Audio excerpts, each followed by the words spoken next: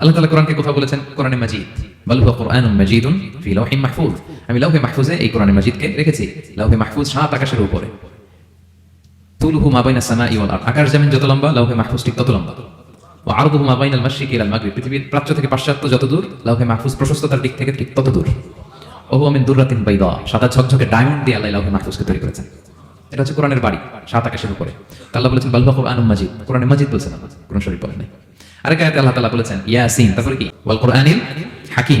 আরেক আয়াতে কোরআনে হাকিম বলেছেন, প্রজ্ঞাময় কোরআন, কোরআন শরীফ বলেন। সূরা ওয়াকিয়ার আরেক আয়াতে আল্লাহ তাআলা বলেছেন ইন্নাহু লাকুরআনুন কারীমুন ফি কিতাবিন মাকনুন, এখানে বলেছেন কোরআনে কারীম। সূরা হিজরের এক আয়াতে আল্লাহ বলেছেন কোরআনে আযীম। নবী হ্যাঁ, আপনাকে আমি নিত্য পাঠনীয় শব্দ বাক্য দিয়েছি আর কোরআনে আযীম দিয়েছি। তাহলে আল্লাহ বলেন কোরআনে মাজিদ, তিনি বলেন কোরআনে হাকিম, তিনি বলেন কোরআনে কারীম, কোরআনে আযীম। কিন্তু এগুলো সবই আমরা কি বলি? কোরআন শরীফ বলতে পারেন, অর্থ ভালোই, কিন্তু কোরআনে নাই, আল্লাহ তাআলা বলেন নাই। আসল কোরআন শরীফ বলার পাশাপাশি আমরা কোরআনে কারীম, কোরআনে মাজিদ এগুলো বলতে অভ্যস্ত হই, কারণ এভাবেই কোরআনকে পরিচয় দিয়েছেন আল্লাহ তাআলা।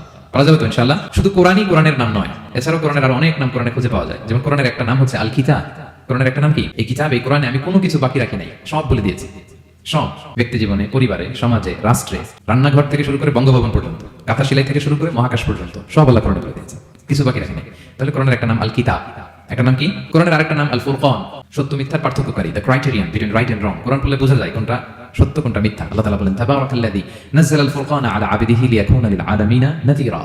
আমি কোরআনকে ফুরকান বানিয়ে পাঠিয়েছি যাতে করে বিশ্বনবী মানুষকে সতর্ক করতে পারেন। তাহলে একটা পেলাম কোরআনের নাম আল কিতাব, তারপরে দ্বিতীয়টা পেলাম আল ফুরকান। কোরআনের একটা নাম হচ্ছে আয-যিকির।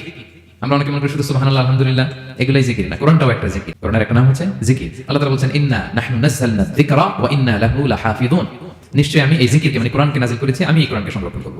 তাহলে কোরআনের একটা নাম পেলাম আল কিতাব, একটা নাম পেলাম আল ফুরকান, একটা নাম পেলাম কি?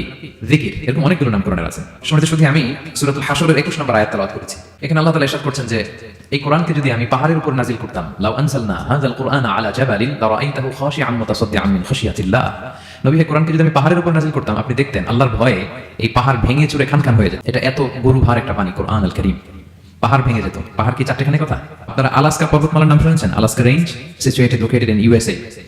যুক্তরাষ্ট্রে একটা মাউন্টেন রেঞ্জ আছে, এটা 600 মাইল লম্বা। কয়শো মাইল? পুরোটাই পাহাড়। এটার নাম হচ্ছে আলাস্কা মাউন্টেন রেঞ্জ। ইউরোপে একটা মাউন্টেন রেঞ্জ আছে, এটার নাম হচ্ছে আল্পস মাউন্টেন রেঞ্জ, এটা 750 মাইল লম্বা। নেপালে একটা পাহাড় আছে, এটার নাম মাউন্ট এভারেস্ট, এটা 8829 মিটার উঁচু। আরব বিশ্বে অনেক বড় পাহাড় আছে। তুর পাহাড়ের চূড়ায় আমি উঠেছিলাম, আরব বিশ্বের সবচেয়ে বড় পাহাড় মাউন্টেন রেঞ্জ। আল্লাহ বলেন এই কোরআনকে যদি আমি তোমাদের উপর নাযিল না করে পাহাড়ের উপর নাযিল করতাম, আলাস্কার উপর নাযিল করতাম, আল্পস পর্বতমালায় নাযিল করতাম, তুর পাহাড়ে যদি নাযিল করতাম, মাউন্ট এভারেস্টের উপর যদি নাযিল করতাম, তাহলে নবী আপনি দেখতেন আল্লাহর ভয়ে এই পাহাড়গুলো ভেঙে চূর্ণ বিচূর্ণ হয়ে যেত। কিন্তু সেই কোরআন আল্লাহ কাদের উপর নাযিল করেছেন? আমাদের উপর। সো হিউজ রেসপন্সিবিলিটি, অনেক বড় দায়িত্ব। এই কোরআনকে আমরা বুঝি কিনা, কোরআনকে মানি কিনা, কোরআনের আইন সমাজে চাই কিনা, this is the burning question. নিজেকে নিজে প্রশ্ন করুন যে কোরআনের যে হকগুলো আছে আমরা আদায় করছি কিনা।